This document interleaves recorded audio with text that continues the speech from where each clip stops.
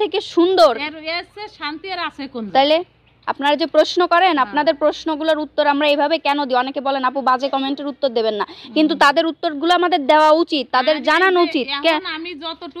আমি যতটুক ভয়ে চলি, আমার কিন্তু কেউ ভয় দেয় না, নিজের বিবেকেতে ভয় আসে যে আমি এই জিনিসটা করতে যাব, বা আমার মাথার কাপড় দিয়ে ফেলায় আমি হাঁটবো, আমার চুল কটা করে হাঁটবো, এগুলো করতে আমার ভয় করে। কারণ আমার এই মানে ইসলামের প্রতি আমার এতটা মহব্বত এই কারণে, যারে না দেখে ভালোবাসিস, এটা হচ্ছে সর্বোচ্চ সত্যি কথা। কাউরে হাতে গড়াইয়া তারে ভালোবাসতে হবে না, আমরা না দেখে ভালোবাসছি আর ভালোবাসবো ইনশাআল্লাহ। আমাদের যত বিপদ আসুক আপদ আসুক আমরা যেভাবে আছি ইনশাআল্লাহ এইভাবে থাকবো।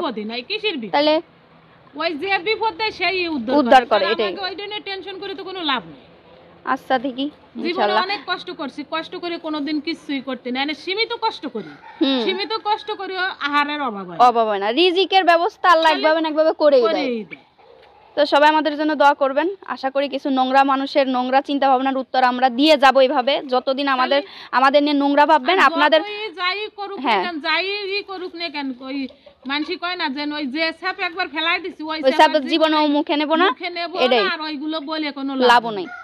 ঠিক আছে, তোমার গ্যাসের টাকা আমি ব্যবস্থা করে দিচ্ছি। এখন